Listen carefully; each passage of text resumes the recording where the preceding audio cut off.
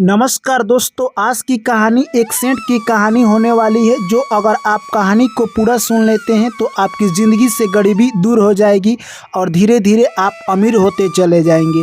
इंसान का एक बहुत बड़ा प्रॉब्लम है दोस्तों, वो गरीबी दूर करने का उपाय नहीं करता है परंतु गरीबी से वो जलन करता है। परंतु ऐसा करने से आपके पास कभी गरीबी खत्म नहीं होगी। गरीबी को दूर करने के लिए आपको उपाय करना जरूरी है। तो दोस्तों कहानी को आप पूरा सुनिएगा। चलिए दोस्तों कहानी को शुरू करते हैं। एक प्यारा सा नगर था। उस नगर में एक सेठ रहा करता था जो कि सेठ माता लक्ष्मी का बहुत बड़ा भक्त था। दोस्तों वो सुबह उठकर नित्य प्रति माता लक्ष्मी की पूजा पाठ में लग जाता। उसे दुनिया की काम में कोई मतलब नहीं था। वो सबसे पहले माता लक्ष्मी का भक्त था और सबसे पहले माता लक्ष्मी का ही पूजा पाठ किया करता था। उसके बाद अपने दिनचर्या के कामों में लगता। एक दिन की बात है, सेठ के घर बहुत सारे लोग आए हुए थे और उनके चारों पतों भी वहीं पर बैठी हुई थी। तभी कुछ रिश्तेदार कहते हैं कि सेठ जी आजकल कुछ बदले बदले लग रहे हैं। परंतु सेठ कहता है कि मेरा बदलना लाजमी है। मैं अब ज़्यादा कामों पर फोकस नहीं करता हूं क्योंकि मेरा उम्र अब ढल रहा है। मुझे अब भगवान की भक्ति में लीन रहना चाहिए।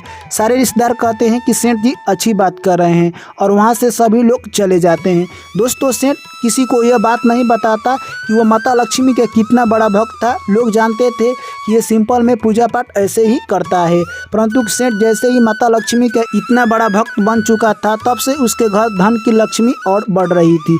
धीरे धीरे ऐसे ही समय निकलता गया और एक दिन की बात है, जब सेठ सोया हुआ था तो माता लक्ष्मी ने उसको दर्शन दिया और बोला कि हे सेठ, मांगो तुम मुझसे एक वरदान में क्या मांगते हो। तभी सेठ कहने लगा कि हे माता लक्ष्मी, मैं आपसे वरदान में क्या मांगूं। तभी माता लक्ष्मी कहती है कि अब मैं तुम्हारे घर से जाऊंगी, इसलिए तुम मुझे एक वरदान में कुछ भी चीज़ मांग सकते हो। तभी सेठ कहता है कि हे माता लक्ष्मी, अगर आप हमारे घर से चली जाती है तो मैं करोड़पति से रोडपति बन जाऊंगा। और आपके चलते ही मैंने सारा पूजा पाठ छोड़ दिया था, रिश्तेदारों से मिलना आना जाना सारा छोड़ दिया है। अगर आप यहाँ से चली जाती है तो मैं रोडपति बन जाऊंगा। तभी माता लक्ष्मी कहती है कि मैंने तुमसे कब कहा कि तुम अपने रिश्तेदारों से मिलना आना जाना छोड़ दो। तभी वो सेठ कहता है कि नहीं माता, मैंने अपने आप छोड़ दिया क्योंकि जब से मैंने आपका पूजा पाठ शुरू किया है ये सारा छोड़ दिया है। तभी सेठ कहता है कि ठीक है माता, अगर आप कहती हैं कि एक वरदान मांग लो तो मैं वरदान यानी कल अपने पूरे फैमिली से पूछ कर आऊँगा, तब आपसे वरदान मांगूंगा। दोस्तों एक कहावत है, जो भी व्यक्ति यानी चालाक होते हैं वो कोई भी फैसला लेते हैं ज़िंदगी के बारे में तो वो अपने पूरे फैमिली से पूछ लेते हैं, उसके बाद ही फैसला लेते हैं। ठीक सेठ उसी प्रकार करता है और अगले दिन सुबह होते ही सबसे पहले अपने बड़ी पतों के पास जाता है और बोलता है कि माता लक्ष्मी मेरे सपनों में आई थी और बोली थी कि मांगो तुम एक वरदान में क्या मांगते हो, तुम बताओ कि मैं माता लक्ष्मी से क्या मांगूंगा। तभी सेठ की बड़ी पतों कहती है कि आप शहर का सारा जमीन मांग लीजिएगा जिससे कि हम लोग खेती करेंगे और अपना जीवन अच्छी तरह से व्यतीत करेंगे। उसके बाद सेठ उससे छोटी वाली पतों के पास जाता है और कहता है कि तुम बताओ माता लक्ष्मी से मैं क्या मांगूंगा। तभी वो पतों कहती है कि आप इस शहर का जितना भी कॉलेज और स्कूल है वो सब मांग लीजिएगा क्योंकि हमारे पास बहुत सारा इससे पैसा आता रहेगा। दोस्तों उसके बाद सेठ 3 नंबर वाली पतों के पास जाता है और कहता है कि तुम बताओ मैं माता लक्ष्मी से क्या मांगूंगा वरदान में। तभी वो कहती है कि आप इस शहर में जितने भी हॉस्पिटल है वो सारा मांग लीजिएगा क्योंकि हॉस्पिटल में बहुत सारे लोग इलाज कराने के लिए आते हैं और उससे हमें पैसा आता रहेगा। दोस्तों उसके बाद सेठ कहे तो सबसे छोटी पतों के पास जाता है और कहता है कि तुम बताओ माता लक्ष्मी से मैं वरदान में क्या मांगूंगा।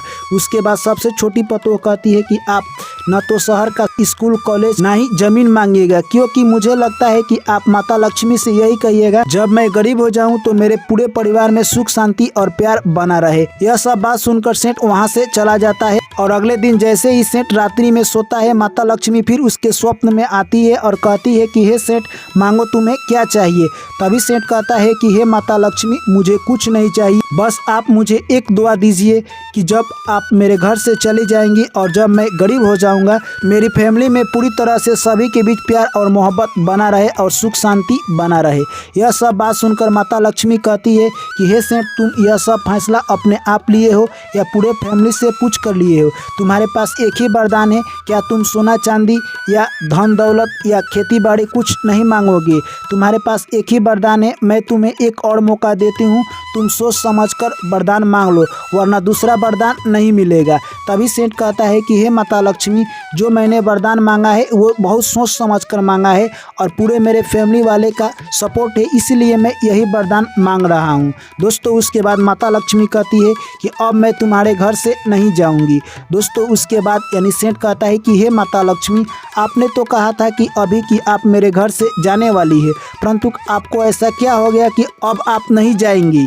तभी माता लक्ष्मी कहती है अब तुम्हारे घर सुख शांति आ गया है, इसलिए मैं अब तुम्हारे घर से नहीं जाऊंगी। जहाँ पर सुख शांति और प्रेम रहता है वहीं पर माता लक्ष्मी का वास होता है। तुम्हारे घर में पिछले कुछ दिनों से सुख शांति नहीं था, परंतु अब तुम्हारे घर में सुख शांति और प्रेम सभी के बीच दरस रहा है, इसलिए मैं अब तुम्हारे घर से कभी नहीं जाऊंगी और तुम्हारे ही घर रहूंगी। उसके बाद सेठ माता लक्ष्मी को प्रणाम करता है और कहता है कि हे माता लक्ष्मी, आप धन्य हैं। इस तरह से दोस्तों ये कहानी यहीं पर समाप्त होती है।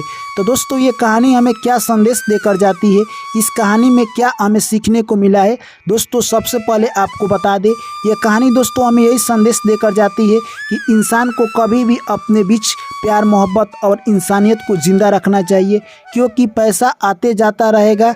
समय के अनुसार किसी के पास पैसा आज कम है, कभी ज़्यादा है, यानी समय के अनुसार पैसा आपके पास आते जाते रहेंगे, परंतु आपके बीच जो प्रेम शांति सुख शांति है वो आपके बीच बना रहना चाहिए। क्योंकि फैमिली में पैसा उतना मैटर नहीं रखता है जितना कि प्यार स्नेह और प्रेम शांति मायने रखता है। इसीलिए कभी भी आप अपनी ज़िंदगी में आगे बढ़ना चाहते हैं और आप चाहते हैं कि आपके घर गरीबी ना हो, सुख शांति और प्रेम बना कर रखें, जिससे कि आपके घर गरीबी ना हो और बिगड़ा काम भी आपका बने, जिस तरह से माता लक्ष्मी ने सेठ को संदेश दिया। तो दोस्तों इस कहानी से हमें यही सीख मिलती है, कभी भी अपने ज़िंदगी में उतावलेपन नहीं होना चाहिए, सुख शांति और प्रेम का मार्ग अपनाइए और जो भी आप कर्म कर रहे हैं उस कर्म में बेहतर करने का प्रयास कीजिए। आपको सफलता जरूर मिलेगी और आपके घर से गरीबी दूर जरूर होगी। क्योंकि दोस्तों एक कहावत कही गई है, जब भी इंसान कोई काम करता है और मेहनत शिद्दत से करता है तो मंजिल को एक दिन जरूर पा जाता है। मंजिल एक दिन में नहीं मिलेगी, परंतु मंजिल एक दिन मिलेगी जरूर। चलिए दोस्तों कहानी आप लोगों को कैसी लगी है कमेंट करके ज़रूर बताएं। जो भी मेरे प्यारे साथी भाई एवं बहन और दर्शकगण चैनल पर पहली बार आए हैं तो चैनल को सब्सक्राइब कर लीजिए। और दोस्तों आप चाहते हैं कि इस कहानी को दूसरे लोगों के पास शेयर किया जाए तो आप लोग वीडियो को लाइक कीजिए, दोस्तों के साथ शेयर कीजिए। जैसे ही आप लोग लाइक और शेयर करते हैं तो यूट्यूब इस कहानी को बहुत सारे लोगों के पास भेजता है, जिससे कि और लोग इस कहानी से ज्ञान ले सके। चलिए आप लोग से मिलते हैं एक नई कहानी में, तब तक आप लोग मुझे दीजिए इजाज़त। सभी साथियों को मेरा प्यार भरा नमस्कार। जय श्री कृष्ण, राधे राधे।